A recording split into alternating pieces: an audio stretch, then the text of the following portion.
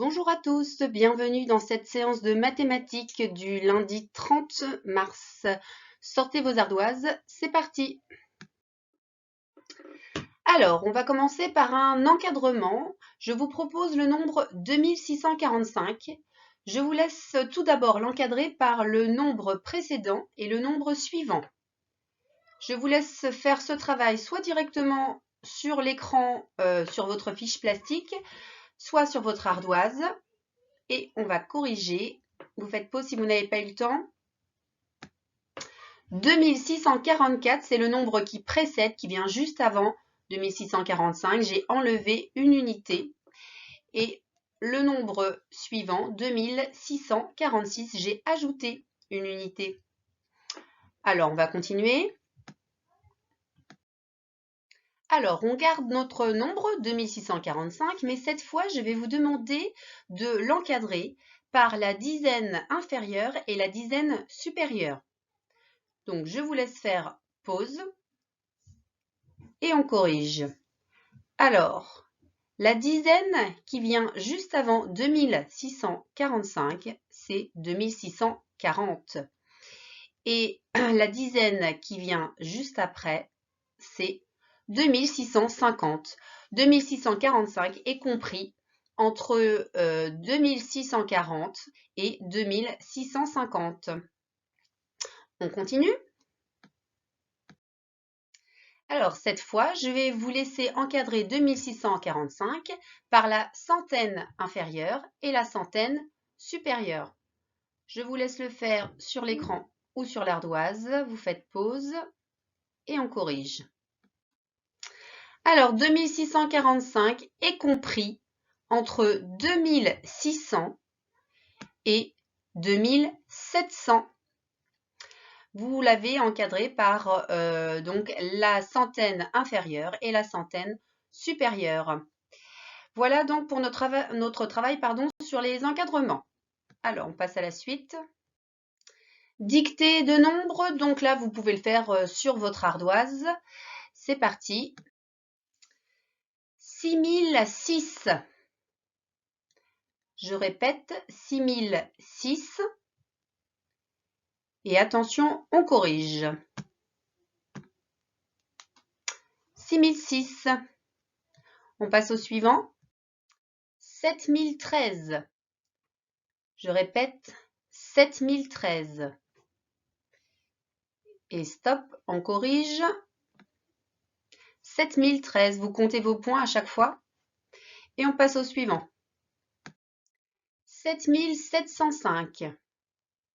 Je répète, 7705. Et on corrige, attention, 7705. Levez la main ceux qui ont eu 3 points, 2 points, 1 point. Bon, je pense que vous avez tous eu tout bon là, celui-là. On passe à la suite. Alors, pour l'exercice suivant, je vais vous demander d'écrire, donc sur l'ardoise, vous pouvez le faire, le nombre qui correspond à 75 dizaines. Vous écrivez le nombre qui correspond à 75 dizaines. Alors, on corrige. Vous pouviez vous aider donc du tableau de numération. 75, alors je vais prendre mon feutre, 75 dizaines, si je l'écris dans mon tableau de numération, donc j'ai bien mes 75 dizaines, c'est également 750 unités.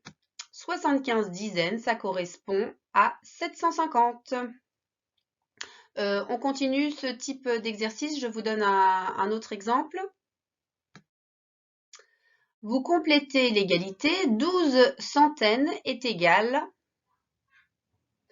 Alors, quel est le nombre qui correspond à 12 centaines? Donc, comme tout à l'heure, vous pouviez vous aider du tableau de numération. Je reprends mon feutre. Donc, 12 centaines. J'ai bien 12 centaines. C'est aussi 120 dizaines et 1200 unités. Donc 12 centaines est égal à 1200. Voilà. Bon, j'espère que vous avez eu bon aussi à cet exercice. On passe à la suite. Alors, petite multiplication, 10 fois 10. Vous écrivez directement le résultat sur votre feuille, sur votre écran ou sur votre ardoise. 10 fois 10. Et on corrige tout de suite. Alors, je ressors moi le tableau de numération pour revoir avec vous. 10 fois 10, multiplié par 10, on avait dit que c'était comme multiplié par une dizaine, puisque 10 unités, c'est égal à une dizaine. Donc, quand j'ai 10 fois une dizaine, donc une fois, 2 fois, 3 fois, 4 fois, 5 fois, 6 fois, 7 fois, 8 fois, 9 fois, 10 et 10 fois 10, donc 10 fois une dizaine. Alors, je vais l'écrire, donc j'ai 10 dizaines, c'est bien ce que je viens de faire apparaître. Donc, 10 dizaines est égal à 100. Quand je compte de 10 en 10, 10, 20, 30, 40, 50, 60, 70, 80, 90, 100. Bon, j'ai pas fait des petits points partout, j'ai un peu de mal avec mon feutre, mais vous avez compris le principe. Et puis, on avait revu dans la leçon 13 la multiplication par 10, par 100. Donc, voilà, c'était la petite question. On passe à la suite du travail. Alors, on va passer à la résolution de problèmes que vous pouvez faire sur l'ardoise ou sur votre feuille de brouillon, sur votre cahier. Je vous lis le problème, je vous laisse faire pause et ensuite on corrige. Alors, le problème. Les coureurs vont faire 3 tours de la ville. Chaque tour fait 3 km et 500 mètres. Combien vont-ils courir au total? Je répète une fois le problème.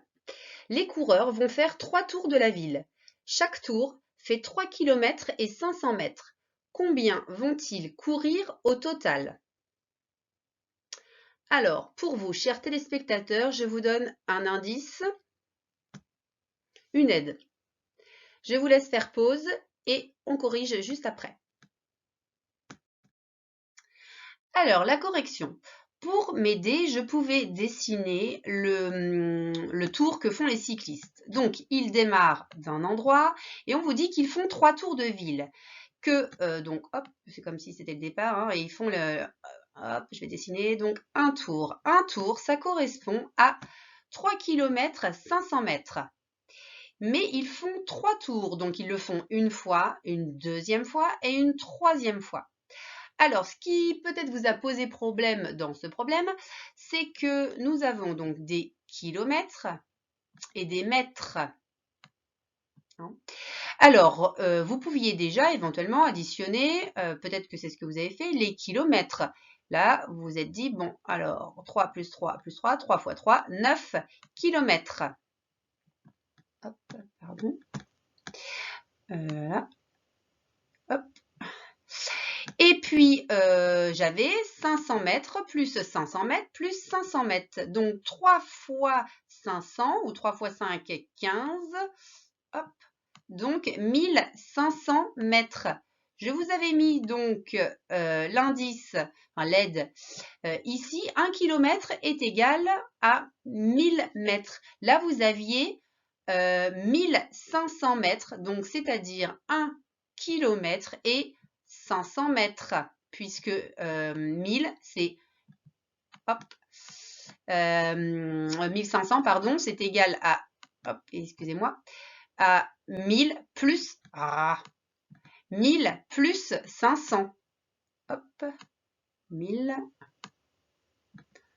plus 500. Hop. Donc, vous pouviez ajouter les 1000 mètres là, donc 1 km.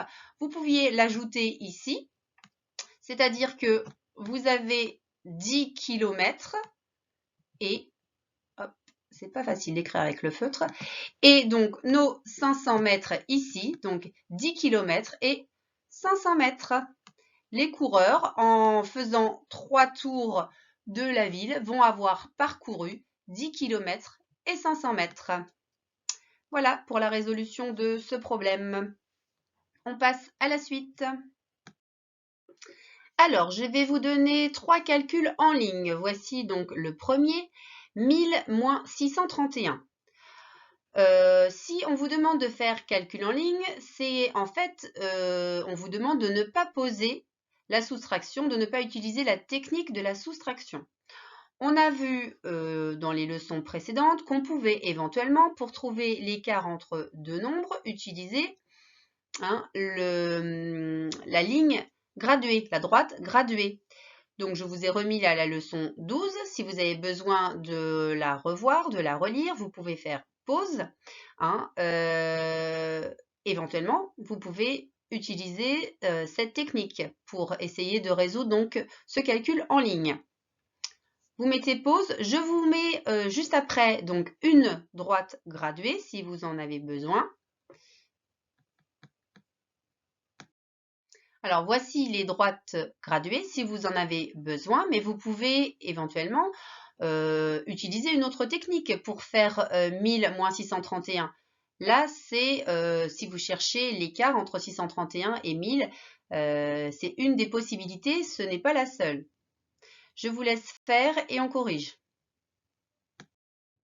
Bon, alors pour la correction, je ne suis pas là, je reviens juste après. Vous m'entendez, c'est l'essentiel. Donc, peut-être que vous avez visualisé dans votre tête la droite graduée pour trouver l'écart entre 631 et 1000.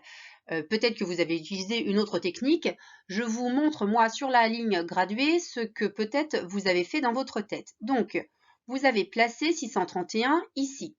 Vous avez compté le nombre d'unités pour aller jusqu'à la dizaine suivante, c'est-à-dire 640. Donc, 1, 2, 3, 4, 5, 6, 7, 8, 9. Vous avez trouvé donc 9 unités que je vais placer directement ici. Ensuite, vous avez compté de 10 en 10, de 640 jusqu'à la centaine suivante. Donc, une dizaine, 2, 3, 4, 5, 6. Si je compte de 10 en 10, 10, 20, 30, 40, 50, 60. Et donc, vous avez noté, hop, 6 dizaines. Vous êtes arrivé à 700. J'ai changé, moi, ici de ligne graduée, puisque là, je compte maintenant de 100 en 100. Et donc, vous avez compté de 700 jusqu'à 1000 pour trouver le nombre de centaines. Donc, hop, une centaine, 2 centaines, 3 centaines. Donc, hop, vous avez trouvé 369. C'est l'écart entre 631 et 1000. Mais je vous le répète, peut-être que vous avez fait autrement. C'était une des propositions, une des corrections. On passe à la suite. Alors, toujours sans poser cette soustraction, 713 moins 525. 713 moins 525. Je vous remets également, si vous avez besoin, donc, hop, la leçon et une droite graduée ensuite. Donc, je vous laisse faire pause et résoudre donc cette soustraction 713 moins 525.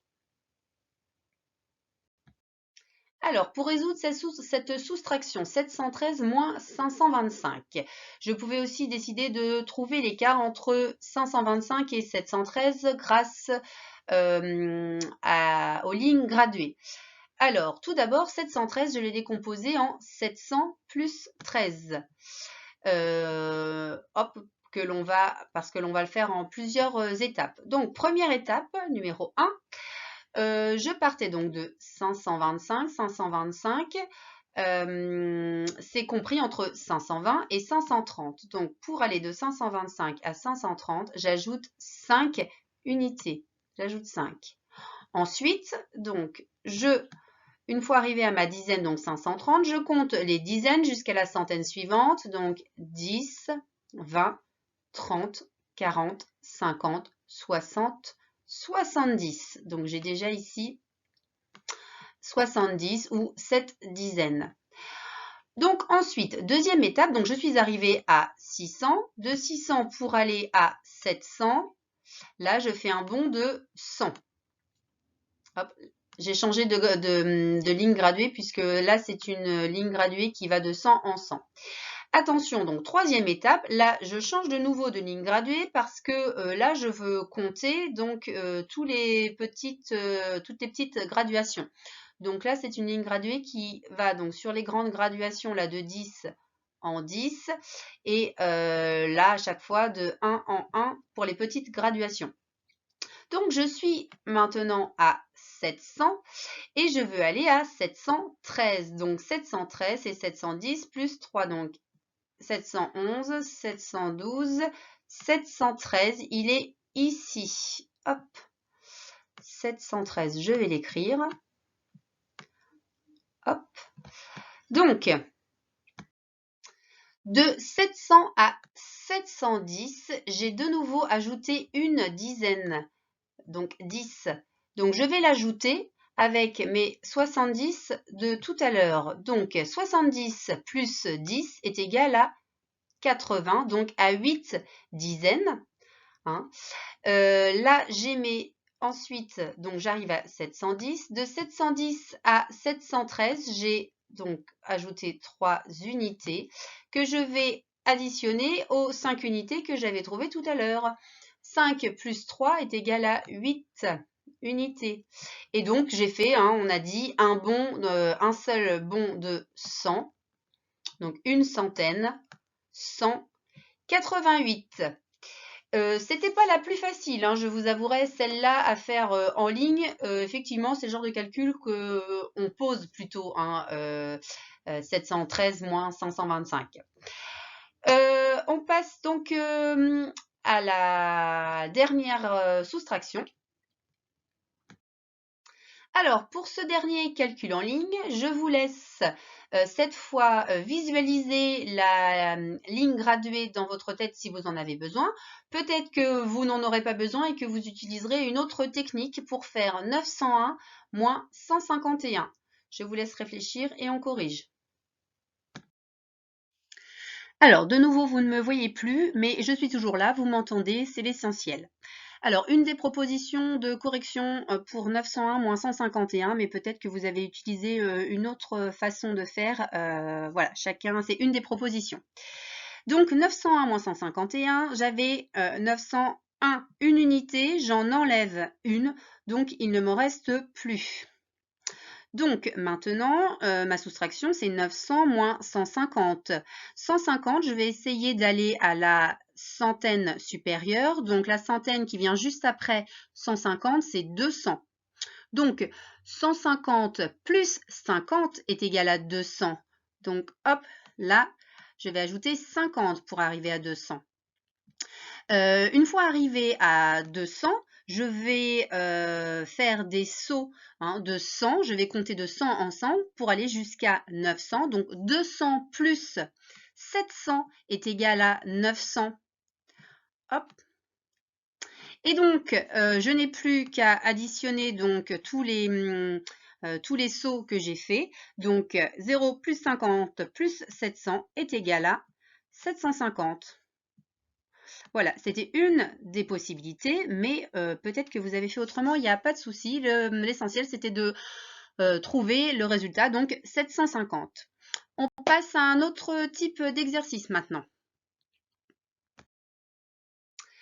Alors, je vous propose un chèque que vous devez remplir. Donc, vous lisez la valeur de ce chèque.